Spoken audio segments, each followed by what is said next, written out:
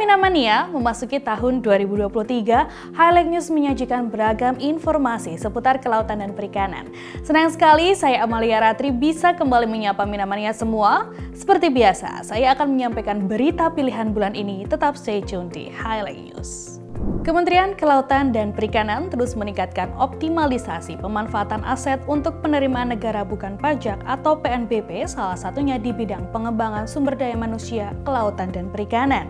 Hal tersebut dilakukan KKP melalui Badan Riset dan Sumber Daya Manusia Kelautan dan Perikanan atau BRSDMKP, antara lain pada aset-aset di unit pelaksana teknis atau UPT yang menyelenggarakan pendidikan, pelatihan, penyuluhan, dan sertifikasi kompetensi.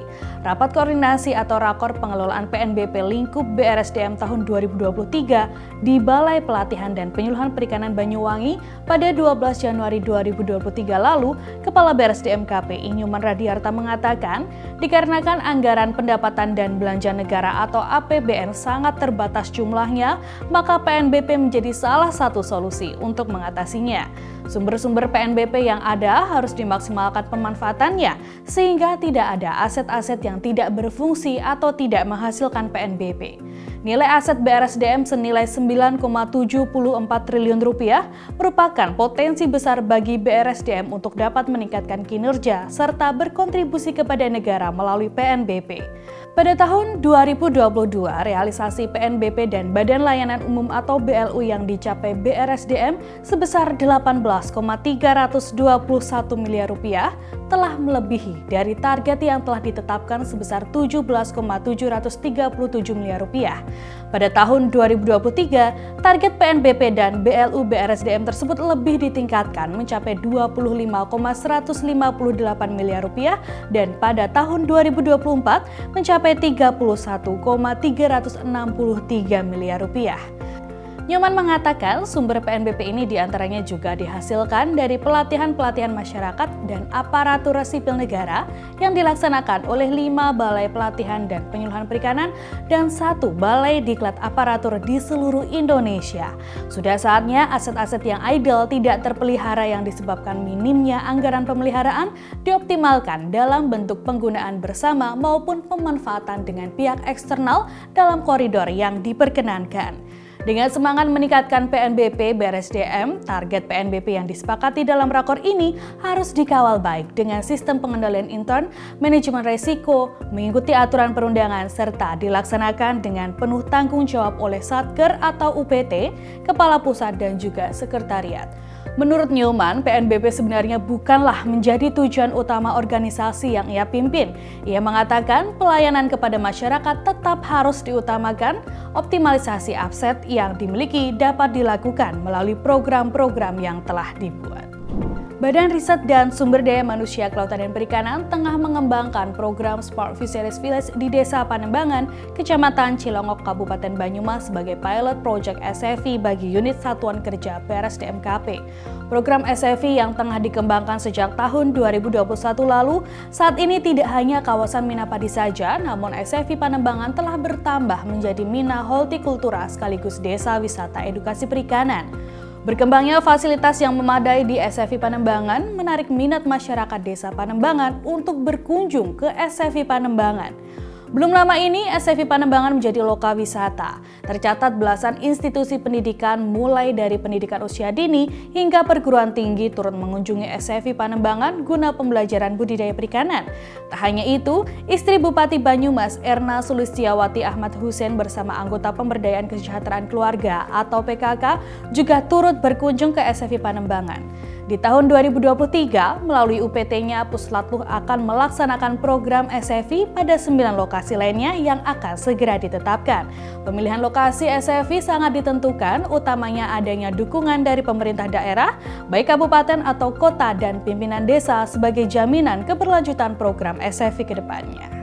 Kementerian Kelautan dan Perikanan perkuat entitas penyuluh perikanan dengan sistem informasi manajemen pelatihan dan penyuluhan atau Simlatluh Kelautan dan Perikanan.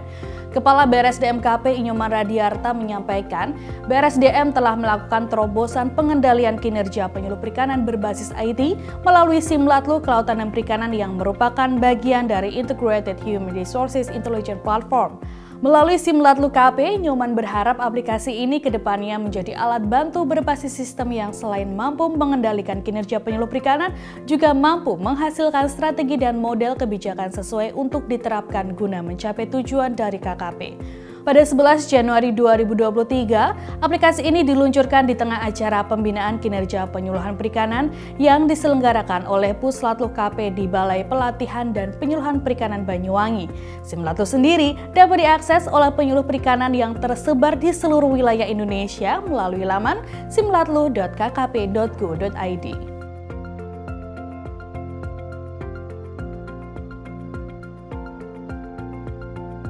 Di samping itu, Nyoman juga berbangga hati atas pencapaian penyuluh perikanan di tahun 2022 sebagai penyuluh perikanan berkinerja sangat baik. Nyoman pun mendorong seluruh penyuluh perikanan untuk dapat menjadi champion di wilayah kerjanya.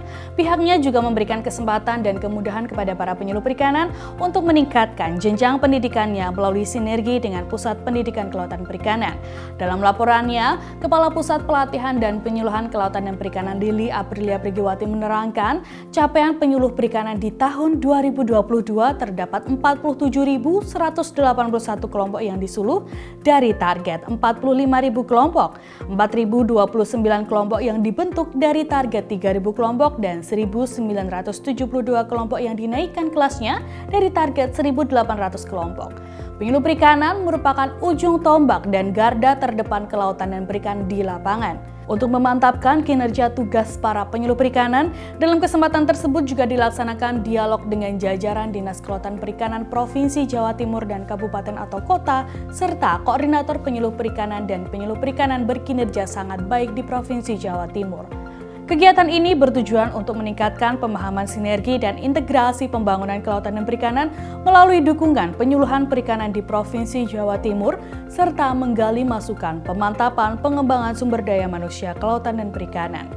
Kepala Dinas Perikanan Kabupaten Gresik dan Kepala Dinas Perikanan Kota Pasuruan pun menyampaikan bahwa pihaknya sangat terbantu dengan kinerja penyuluh perikanan dan berharap sinergitas dengan pusat dapat terus terlaksana dengan baik, mengingat Jawa Timur merupakan provinsi yang memiliki kawasan laut hampir 4 kali luas daratannya dengan garis pantai kurang lebih 2.916 km.